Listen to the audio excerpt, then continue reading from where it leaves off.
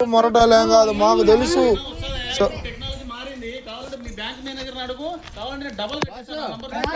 ఏంది అది రాదు కానా సక్సెస్ఫుల్ అన్నాడు. ఫోన్ పేలో పడిపోతే ఎట్ట వస్తుంది? ఫోన్ పేలో పడిపోతే ఎట్టా వస్తుందా? పాగల గీగలు నువ్వు మాట్లాడతావు, ఏం మాట్లాడలేదు నా పాగలగా. బ్యాలెన్స్ చెక్ చేసుకుంటే అమౌంట్ కట్ అయిపోయినదని అంటా ఉంటే